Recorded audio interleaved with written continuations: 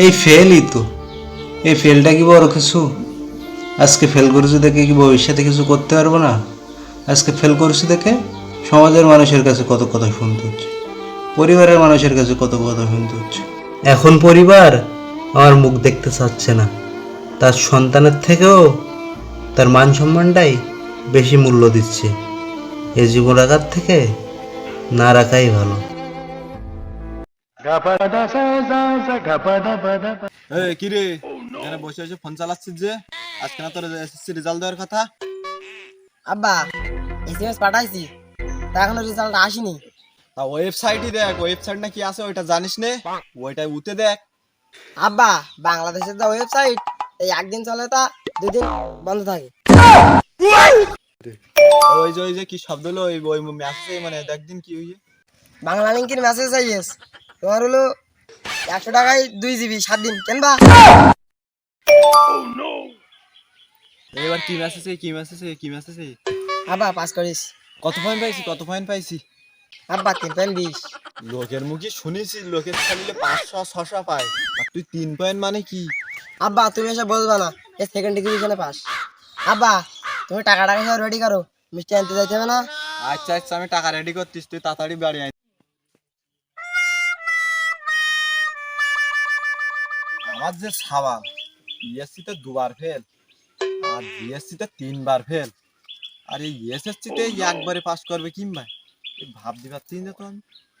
না, বিষয়টা তো খুঁটি দেখতে হবে তো।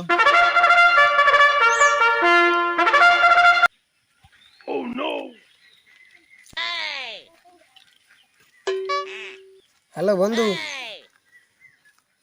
তুই কত পাইছি? এ প্লাস। বন্ধু, আমার কাছে তো শেষ, আমি তো ফেল।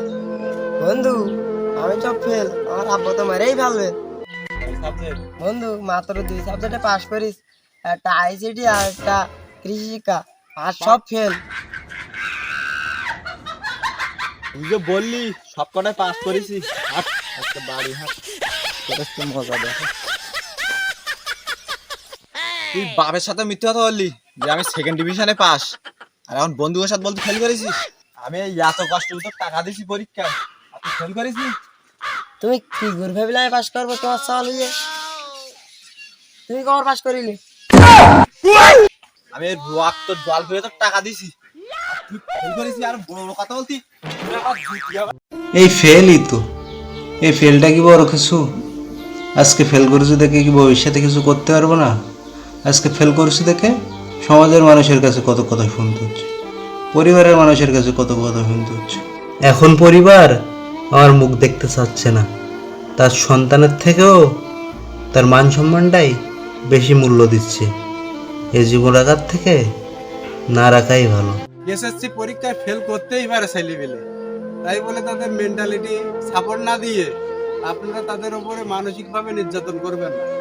কারণ একজন ছেলে বা একজন মেয়ের পরীক্ষাটাই ফেল করতেই পারে, এটা কোনো নট ম্যাটার, বাট তার মানসিকভাবে তাকে মেন্টালিটি সাপোর্ট দেওয়াই সবার দরকার। কারণ একটা জীবন নষ্ট হয়ে যেতে পারে এই মেন্টালিটি সাপোর্টের কারণে। তাই দয়া করে কেউ যদি ফেলও করে, তাদের দয়া করে মেন্টালিটি ভাবে চাপ না দিয়ে তাদের পরবর্তী ধাপে ভালোভাবে পড়ালেখার প্রতি আগ্রহ করে তুলবে। তো ভিডিওটা সবাইকে বোঝানোর জন্য।